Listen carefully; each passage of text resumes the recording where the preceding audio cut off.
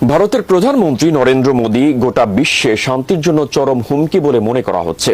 ভারতের প্রতিবেশী দেশগুলোকে রয়ের মাধ্যমে অস্থিতিশীল করে তুলছে দেশটি। শুধু তাই নয়, গোটা বিশ্বে সন্ত্রাসের বীজ বপন করে চলেছে ভারতের প্রধানমন্ত্রী নরেন্দ্র মোদী। বাংলা এখন যে খেলাটা শুরু হয়ে গেছে, এই খেলায় কিন্তু বাড়ি আমরা বড় বিপদে পড়ে গেছি। দেখো রাগের মাথায় কি বলেছি। এদিকে ভারত এখন ভয়ঙ্কর রাস্তা বেছে নিয়ে বাংলাদেশকে ধ্বংস করবে। কি করবে এখন বাংলাদেশ? কি করবে এখন বাংলাদেশের জনগণ?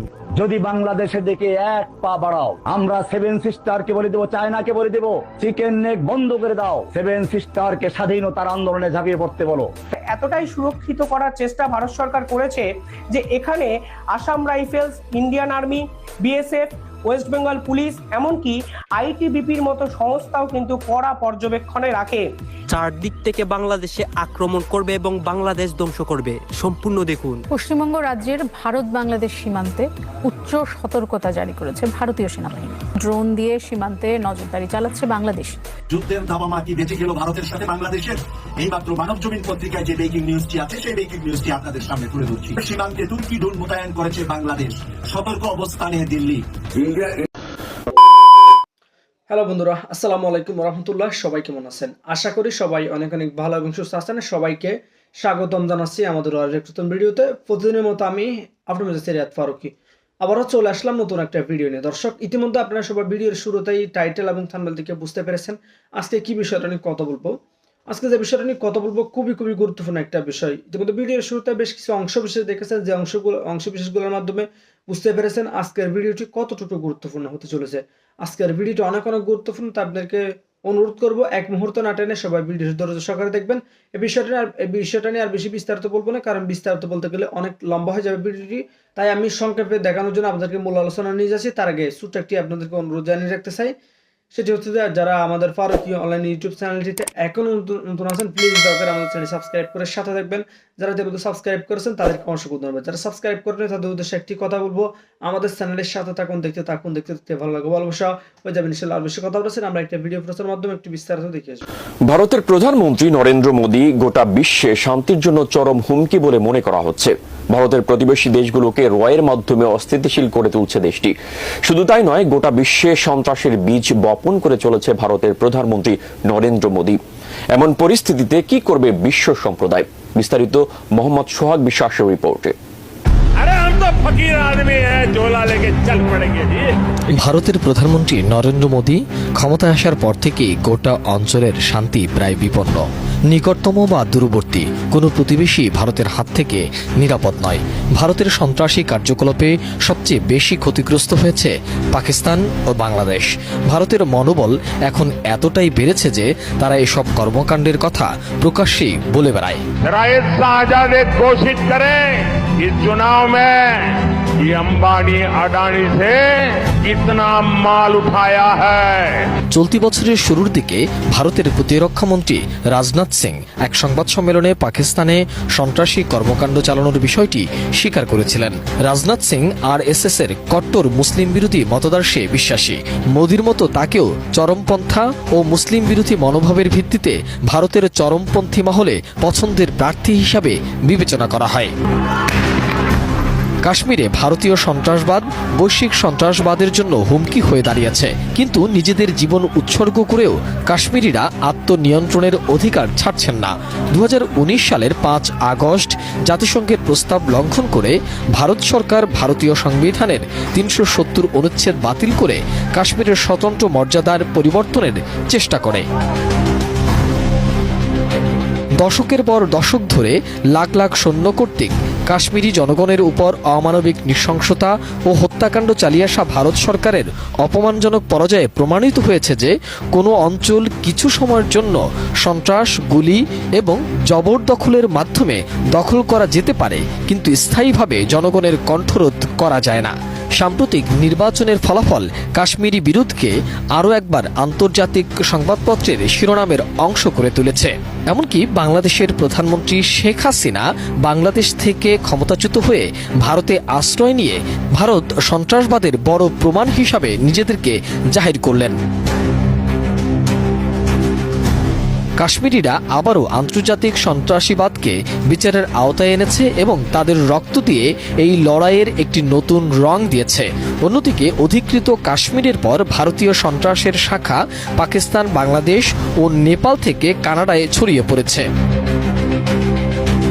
2023 সালের জুন মাসে কানাডায় শিখ স্বাধীনতা সংগ্রামী হরদীপ সিং নিজ্জরকে হত্যা করা হয়। কানাডার প্রধানমন্ত্রী জাস্টিন ট্রুডো সংসদীয় তদন্তের পর ভারতের সঙ্গে কূটনৈতিক বিরোধ নিয়ে দীর্ঘ কথা বলেছেন। এ ঘটনায় কূটনৈতিক টানাপোড়েনের পর কানাডার সরকার 6 ভারতীয় কূটনৈতিককে বহিষ্কার করে এবং তাদের দেশ ছাড়ারও নির্দেশ দেয়। ভারতের সন্ত্রাসবাদ শুধু কানাডাতেই সীমাবদ্ধ নয়। গত মে মাসে মার্কিন এফআই এজেন্টরা ভারতীয় গোয়েন্দা সংস্থা রয়ের নির্দেশে এক আমেরিকান শিখ নাগরিককে হত্যার ষড়যন্ত্র বানচাল করে দেয়। নভেম্বরে মার্কিন আদালতে দায়ের করা অভিযোগপত্রে বলা হয়েছে, গুরুপদ বন্ত নামে এক মার্কিন নাগরিককে হত্যা করার জন্য এক ভারতীয় এজেন্ট নিখাল গুপ্তকে $1 লাখ দিয়েছিলেন। বিশ্বনেতারা মনে করছেন মোদির জানা উচিত নেতৃত্ব বন্দুক, বিস্ফোরণ, হুমকি ও সন্ত্রাসবাদের মাধ্যমে আসে না, আসে শান্তির বাস্তব অভিব্যক্তি থেকে। মোদির ভারত আগেও বিশ্ব শান্তির জন্য হুমকি ছিল এবং আজও একটি বড় হুমকি হয়ে আসছে। বিশ্ব নেতাদের অবশ্যই এর পথ বন্ধ করতে হবে, অন্যথায় যে কোনো সময় বিশ্ব শান্তির হুমকির মুখে পড়তে পারে বলেও মনে করছেন বিশ্ব নেতারা। শেষ হয়নি চুক্তির মেয়াদ, বরখাস্ত হননি চাকরি থেকেও, তবুও হঠাৎ করেই ভারতের আগরতলা ও কলকাতায় বাংলাদেশের কূটনৈতিক মিশনে নিযুক্ত 2 প্রধানকে ঢাকায় ডেকে এনেছে পররাষ্ট্র মন্ত্রণালয়। সংখ্যালঘু নির্যাতনের অভিযোগ ও সাবেক ইসকন ধর্মগুরু চিন্ময় কৃষ্ণ দাসের মুক্তির দাবিতে অল্প দিনের ব্যবধানে সহিংস বিক্ষোভ, হামলা ও ভাঙচুরের শিকার হয় এই 2টি কূটনৈতিক মিশন। আনুষ্ঠানিক দুঃখ প্রকাশ ও আইনি তৎপরতা দেখিয়ে দায় সেরেছে নয়াদিল্লি। চলমান পরিস্থিতিতে কূটনীতিকদের দেশে আনার বিষয়টি কি ঢাকার পক্ষ থেকে নেয়া গুরুত্বপূর্ণ কোনো পদক্ষেপ, নাকি কূটনৈতিক ভাষায় চরম পর্যায়ের সতর্কবার্তা, সেটা এখনো পরিষ্কার না। কলকাতায় বাংলাদেশের উপ হাই কমিশনে মিশন প্রধান হিসাবে কর্মরত ছিলেন ভারপ্রাপ্ত উপ হাই কমিশনার শিকদার মোহাম্মদ আশরাফুর রহমান, আর ত্রিপুরার আগরতলায় সহকারী হাই কমিশনার হিসাবে নিযুক্ত ছিলেন আরিফ মোহাম্মদ। পররাষ্ট্র বিশ্লেষকরা মনে করছেন, স্থানীয় পরিস্থিতি বিপজ্জনক হওয়ার কারণেই উচ্চ পর্যায়ের 2 কর্মকর্তাকে ঢাকায় নিয়ে আসা হয়েছে। তবে মোদী সরকারের কর্মকাণ্ডে ক্ষুব্ধ হয়ে প্রতিবাদ স্বরূপ প্রতিনিধি প্রত্যাহার করার মতো কূটনৈতিক জবাব দেওয়ার রীতি অনুসরণ করেছে বাংলাদেশ, এমনটাও ধারণা অনেকের। সংখ্যালঘু নির্যাতনের একতরফা অভিযোগ ও বহিষ্কৃত ইসকন নেতা চিন্ময় কৃষ্ণ দাসকে কেন্দ্র করে সম্প্রতি জটিল রূপ ধারণ করেছে গোটা পরিস্থিতি। বাংলাদেশ নিয়ে ক্রমাগত প্রোপাগান্ডা ছড়াচ্ছে ভারতের ক্ষমতাসীন দল বিজেপি পন্থী এক শ্রেণীর গণমাধ্যম। সেই ঘৃণার আগুনে বাতাস দিচ্ছেন মোদী সরকারের উচ্চ পর্যায়ের অনেক নেতৃবৃন্দ ও দেশটির উগ্রপন্থী মনোভাবের রাজনীতিকরা। সংবাদ মাধ্যম ও সোশ্যাল মিডিয়ায় কথার লড়াই আর পাল্টাপাল্টি অবস্থানের মাঝে বাংলাদেশি 2 মিশন প্রধানকে দেশে ফিরিয়ে আনায় প্রশ্ন উঠল, তাহলে কি শেষ হতে চলেছে চিকন সুতায় কোনো মতে ঝুলে থাকা বাংলাদেশ ভারত সম্পর্ক?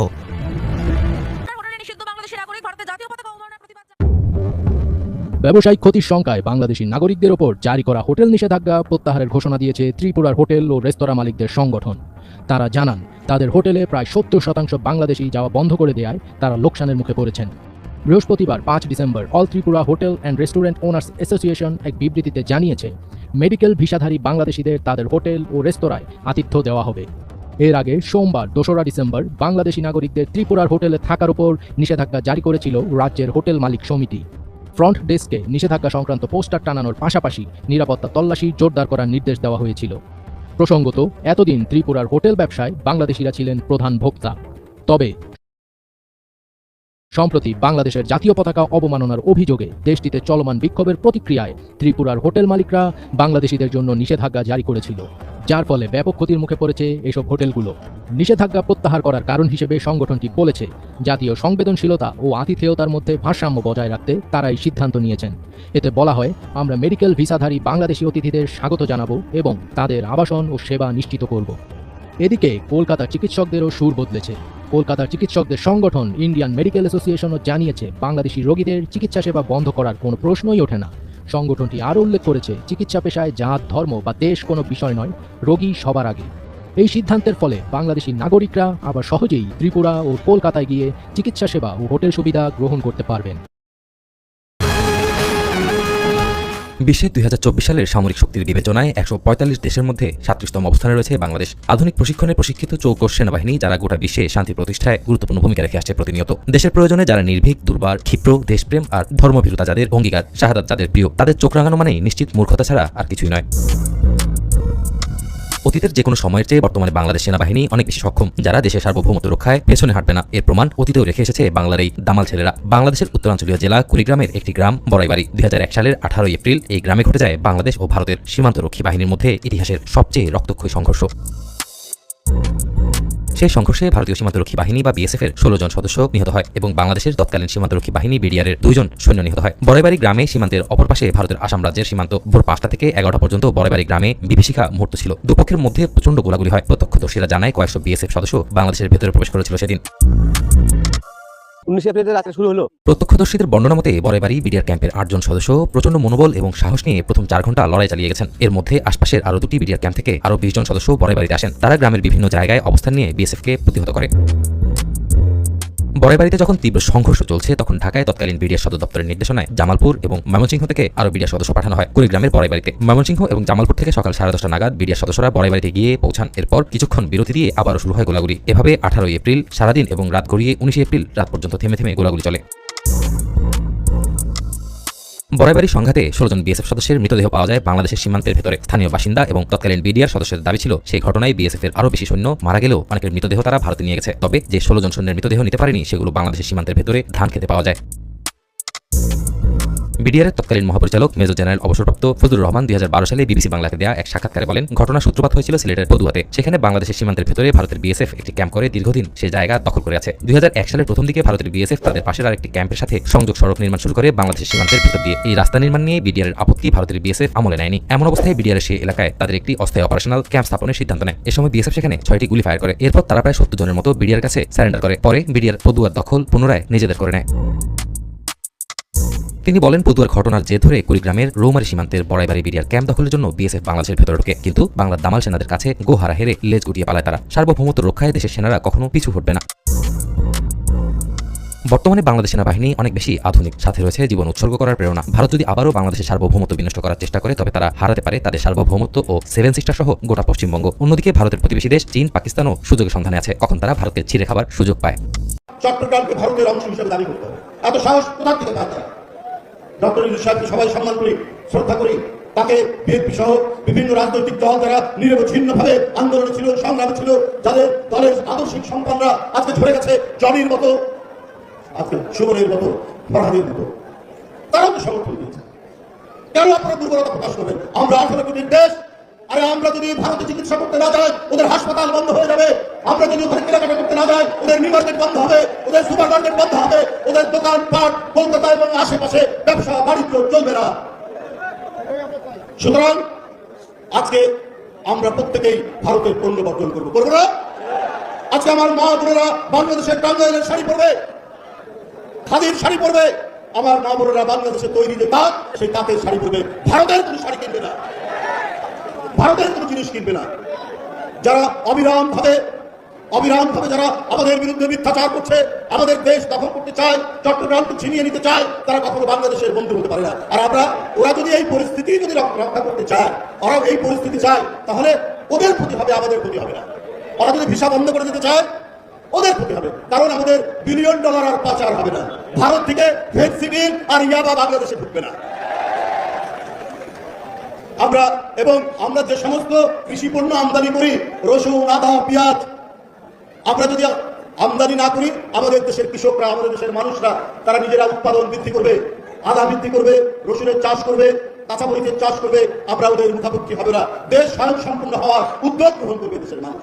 সুতরাং আমাদের কোনো ক্ষতি হবে না, ক্ষতি হবে ওদের। বন্ধুরা আমার, মাগরিব অত্যাসন্ন, আমি বক্তব্য দীর্ঘায়িত করবো না। আমি শুধু এটুকুই বলতে চাই, আজকে 4 মাস পার হয়ে গেল। এই 16-17 বছরে যারা অদৃশ্য হয়েছে, গুম করা হয়েছে, সুমন ফরহাদের মতো এমপি ইলিয়াস আলী নেই, চৌধুরী আলম নেই, আরেকজন এমপি লাকসামের সাইফুল ইসলাম হিরু নেই, হুমায়ুন পারভেজ নেই, একেবারে। তো প্রিয় দর্শক, ভিডিওটি ভালো লাগলে অবশ্যই শেয়ার করে দিবেন, আর আমাদের চ্যানেলটি নতুন থাকলে চ্যানেল সাবস্ক্রাইব করে সাথে থাকবেন। ধন্যবাদ সবাইকে, ভালো থাকবেন, সুস্থ থাকবেন, আল্লাহ হাফেজ।